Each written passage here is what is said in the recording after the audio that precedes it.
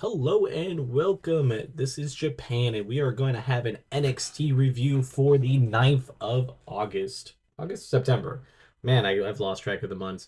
But man, was this a loaded show. It was like a loaded show that we didn't even know was going to be loaded because this was supposed to be the precursor to next week's Homecoming that we knew was going to be pretty jam-packed, but they brought a lot of people back here to make it even crazier. So let's just jump into it. So we started off with Javon Evans and Briggs going at it. Javon Evans just jumping like 20 feet in the air, it felt like, and attacking Briggs to start off that match was instantly going to be a great. And I think this just has been showing how much Javon Evans has grown. That like he's putting out there like matches that are like A to S quality every single time.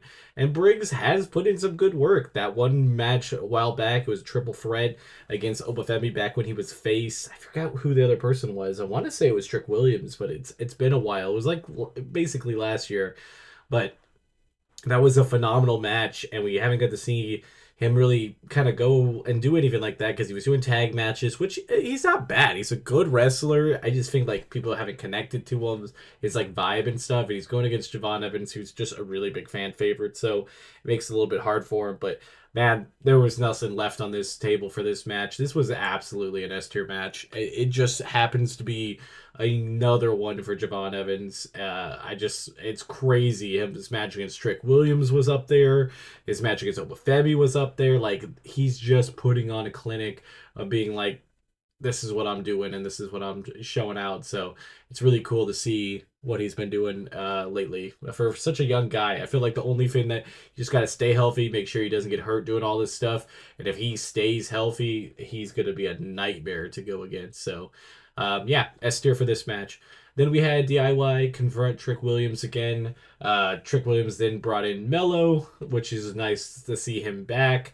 Honestly, Mello's not doing a huge ton of stuff on the main roster. This is a nice little homecoming match next week that they'll be tagged together for old time's sake. I think this will be fun. I think this will be a pretty fun thing.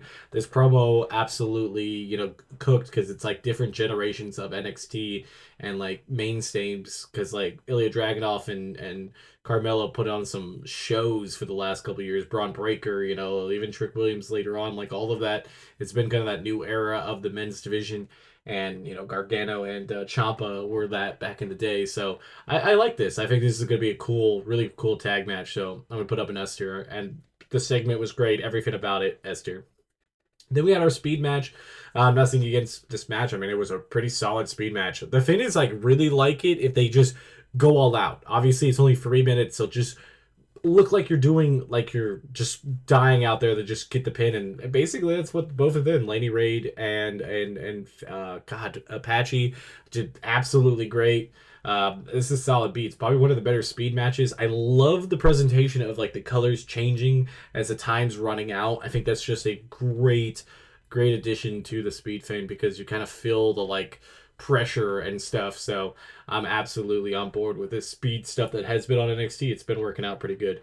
Then we had a little bit of a video package for Blake Monroe. It's kind of like a little bit of a dark aspect, basically because she got hurt or like hit in the face and stuff, and then she was upset. I like the little bit of a different vibe with that. I kind of think it gives her character a lot more dimension by doing stuff like this. So S tier for sure. So pretty much the video packages so far and every like promo is just absolutely took off, which normally NXT sometimes could be that's the worst part of it, but so far everything was screaming great.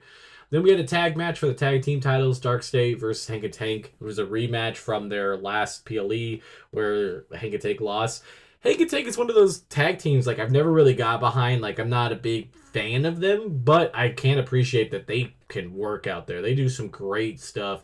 And with Dark State being able to like rotate their members and stuff, they kind of been highlighting everybody by different people getting the opportunity to go in there. And the whole Joe Hendry breaking through the wall bit at the end was just phenomenal. It ended up costing Hang and Take kind of in the match, so that was unfortunate, but it was kind of a really fun part of the match. It really just added to it. So this was solid A. I mean, it was a good match.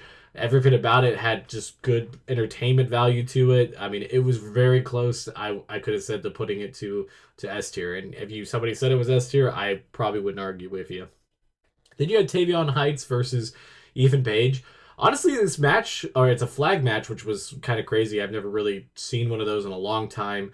And honestly, it's, a fun little concept that they have. It makes sense for their rivalry and stuff, but there's just some nasty falls. Like Ethan Page took a really nasty spill on the outside that didn't look good, and there was just a couple other miscues here and there from the two, more on Tavian Heights than Ethan Page, but it just made the match a little clunky in parts. But I think overall, if you looked at it, it was still a really solid match. So I'm gonna put up in B. I think it was still really good. Next up, at the end of the match, we had Tyler Breeze coming back.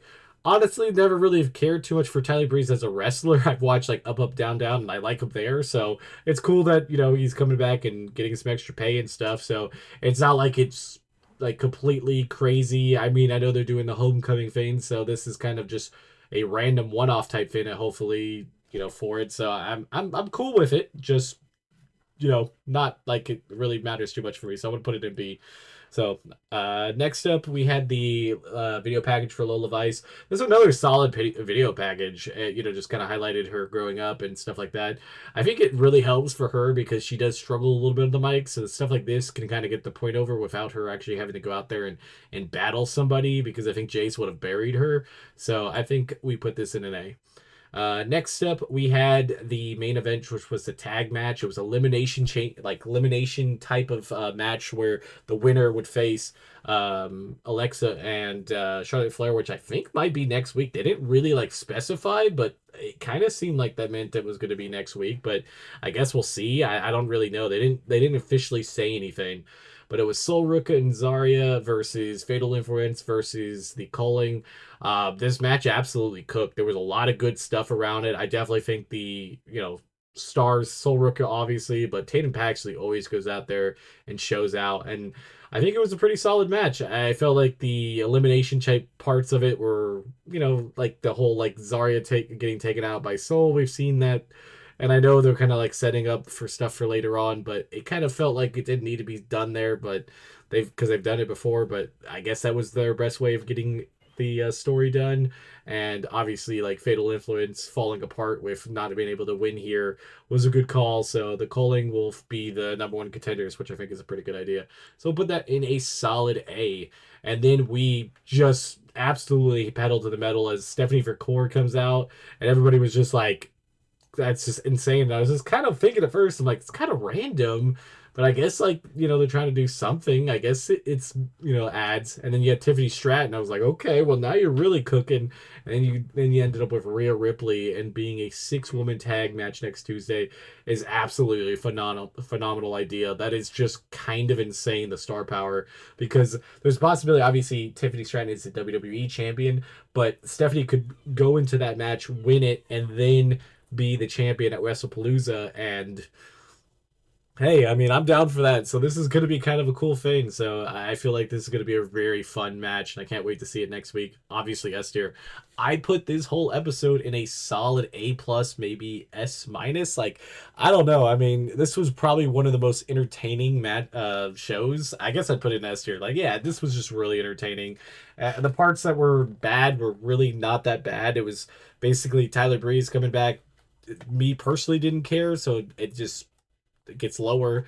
And then obviously the other things were just happened to be bad stuff that happened, but not necessarily bad work. And the speed match, which again, it's going to be very hard to get a S tier speed match for me. You'd have to do a lot of crazy stuff in that 3 minutes for it to be possible.